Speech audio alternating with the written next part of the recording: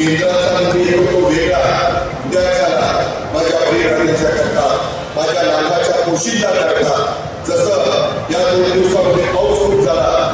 प्रतिबंधाची काळजी होत्या अगदी पहिल्याच काळजी होते बाकीचे माझे सहकारी काळजी होते की पाऊस पडला तर माझ्या बांधवांचं कसं व्हायचं माझ्या कष्टकऱ्यांचं माझ्या शेतकऱ्यांचं कसं व्हायचं कार्यक्रम कसा व्हायचा जरी 2-3 दिवसामध्ये मला सकाळी रिपोर्ट आला 10 इंच पाऊस पडला त्या 10 इंच पाऊस पडल्यामुळं काही ठिकाणी माझ्या शेतकऱ्यांचं नुकसान झालं काही ठिकाणी पिकं हे वाहून गेली त्याबद्दलचे पंचनामे सकाळी कलेक्टरला आदेश दिले की ताबडतोब माझ्या जळगाव जिल्ह्यामध्ये चिखलदरी झाली चिखलदरी जास्तीचा पाऊस पडला चिखलदरी माझ्या शेतकऱ्यांचं नुकसान झालं चिखलदरी घरामध्ये दुकानामध्ये टपरीमध्ये पाणी गेलेलं असेल तर त्या माझ्या गरीबाला पुन्हा एकदा उभं करण्याच्या करता त्याला मदत झाली पाहिजे अशा प्रकारचे आदेश सकाळच्या मीटिंगमध्ये मी आणि पैदास पाटील आमच्या माणिकराव कोकाटे आम्ही सगळ्यांनी दिलेले त्याबद्दल आपण काळजी करू नका शेतकरी तुमची माझी जात आहे मी पण शेतकरी आहे उद्भवसन शेतकरी आहे इतक्या वर्षामध्ये तुम्ही जर जमीन घेऊन उद्योगधंदे आणू शकत असाल तर तुम्हाला ते काम करायचं आहे तर तुमच्या जमिनी काढून घेणार जमिनी घेतल्या त्यांना आणि ज्यांना पाहिजे त्यांना त्या जमीन देणार जे कारखानदार आम्हाला सत्य देतील आम्हाला जमिनीच्या 3 महिन्यामध्ये कारखान्याचं काम सुरू करतो अशा पद्धतीनं त्यांना आम्ही प्रोत्साहन देऊ जसं मराठवाड्यात माझा बंधुबालक मिळाला विजेमध्ये काही सवलत दिली आज मी लोकप्रतिनिधींशी बोलत असताना प्रश्न समजून घेत असताना मला अनिल भाईदास आणि बाकीच्या सांगितले आला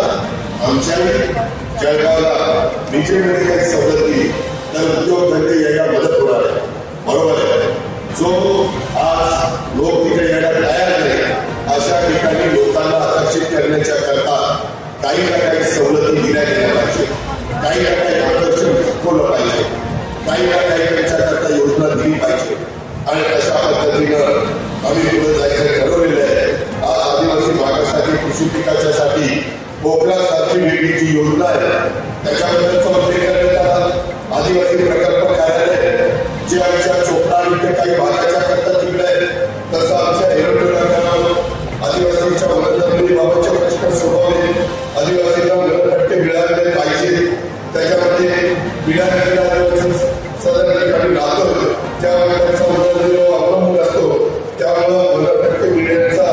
आदिवासींना अधिकार आहे गायराची जागा घर बांधण्याच्या करता मिळाली पाहिजे अशा अनेक प्रश्नांचा ओढाव हा प्रतिभातांनी केला आमच्या केला मी तुमच्या हजारो कार्यकर्त्यांच्या साक्षीने सांगतो तुम्ही तुमचं काम केलेलं आहे आता आम्हाला आमचं काम करायचं प्रतिभाताई मला विद्येला आणि सोबेला सांगायचं की ताईंचे दर्जाचे सगळे प्रश्न त्या ठिकाणी घेऊन घ्या त्याच्याबद्दल मी उद्भवसाहेब दर्जाचे जीवन माणिकराव कोकाटे आणि पैदास पाटील प्रतिभाताई त्यांची नाव देतील ते शिष्टमंडळ आणि संबंधित अधिकारी अशा प्रकारची बैठक मी